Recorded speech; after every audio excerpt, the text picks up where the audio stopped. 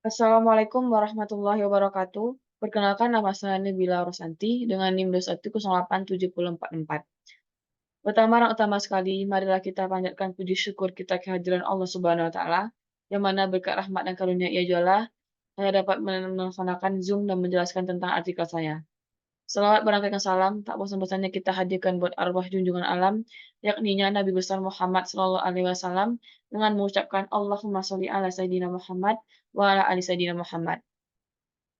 Yang saya hormati dosen pengampu mata kuliah seminar, yaitu Prof.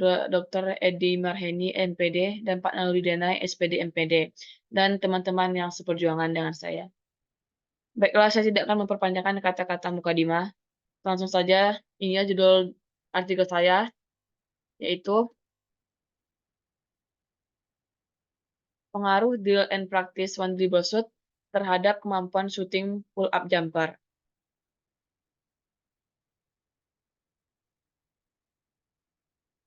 Penelitian ini bertujuan melihat pengaruh drill and practice one dribble shoot terhadap kemampuan shooting pull-up jumper siswa ekstrakurikuler bola basket SMA Negeri 2 Bengkulu Selatan.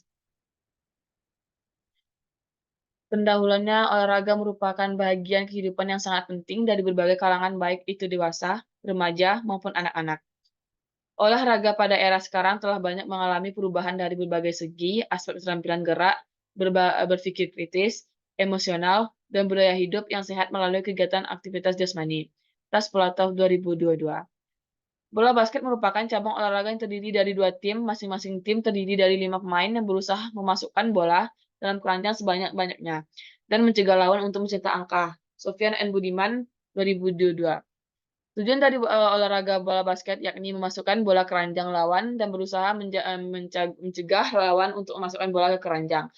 Latuheru, Syihabuddin, dan Herman, 2022. Metode pengambilan data dibagi menjadi dua tahapan, yaitu tahap pretest dan post-test. Metode analisis data yang digunakan diantaranya adalah uji normalitas dengan menggunakan Lilliefors, bertujuan untuk mengetahui data yang diperoleh apakah berdistribusi normal atau tidak, dan pengujian hipotesis menggunakan uji T. Pengukuran post-test dilakukan setelah diberikan treatment atau perlakuan, yaitu bentuk latihan yang diberikan selama 16 kali pertemuan.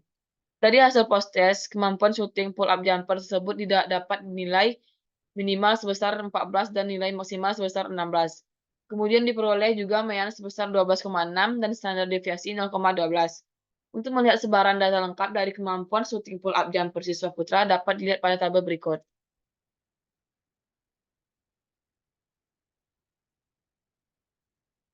Berdasarkan pada tabel tersebut, distribusi frekuensi di atas diperoleh distribusi nilai uji pretest terhadap kemampuan pull jumper siswa putra adalah dengan perolehan nilai berkisar antara 1 sampai 3 ada 10%.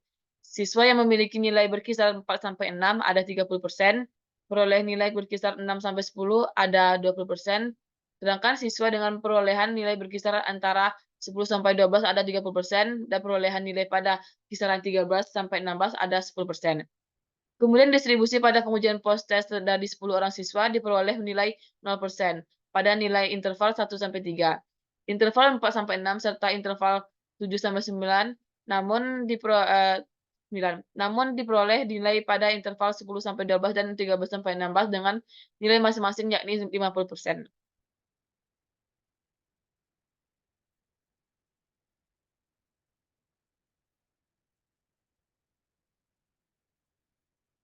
Kemudian pengukuran proses dilakukan setelah diberikan treatment atau perlakuannya yang itu bentuk latihan diberikan selama 16 kali.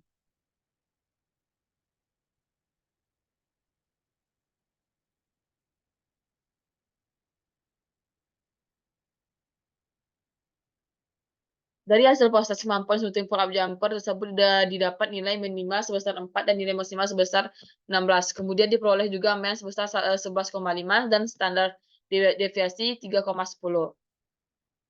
Dapat diperhatikan dengan tabel berikut.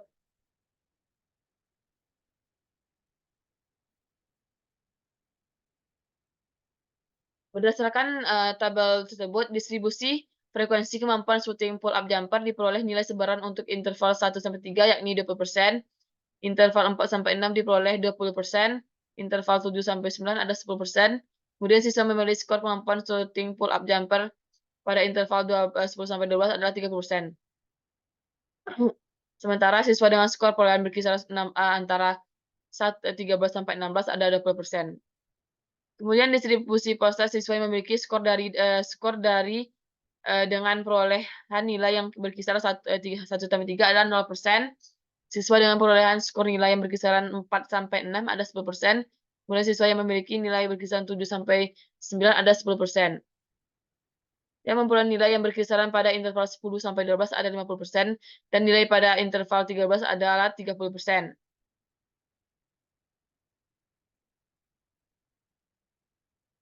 Berdasarkan hasil penelitian yang telah dilaksanakan di lapangan, menyatakan bahwa terdapat sebuah pengaruh latihan drill and practice one dribble shot terhadap kemampuan shooting pull up jumper siswa ekstrakurikuler SMA Negeri 2 Bengkulu Selatan.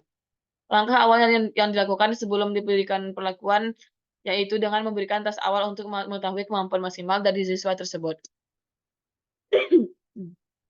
Berdasarkan dari hasil tes yang dilakukan siswa putra terhadap kemampuan shooting pull up jumper tersebut, diperolehlah rata-rata ketika melakukan pretest sebesar 8,2 dan siswa putri dengan rata-rata pretest sebesar 7,9. Kemudian setelah diberikan perlakuan atau treatment latihan drill and practice one dribble shot, maka terdapatlah perubahan dengan peningkatan rata-rata 12,6 dan untuk siswa yang putri setelah diberikan perlakuan jadi peningkatan dengan rata-rata 11,6. Kesimpulannya yaitu berdasarkan hasil penelitian dan pengujian hipotesis, maka dapat disimpulkan bahwa terhadap pengaruh latihan drill and practice one dribble shoot terhadap kemampuan shooting pull up jumper pada siswa ekstrakurikuler bola basket SMA Negeri 2 Bengkulu Selatan. Hal tersebut dapat dilihat dari hasil analisis uji T dari 16 kali pertemuan diperoleh hasil uji T putra dengan nilai hitung sebesar 3,65 lebih besar daripada tabel dengan nilai sebesar 2,26. Kemudian untuk yang siswa putri didapatkan hasil analisis uji T dengan hitung sebesar 7,15 lebih besar daripada T dengan nilai sebesar dengan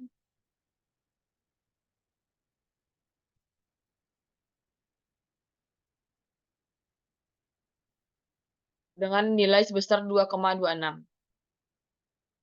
Sekian, terima kasih. Itulah penjelasan saya tentang artikel. Assalamualaikum warahmatullahi wabarakatuh.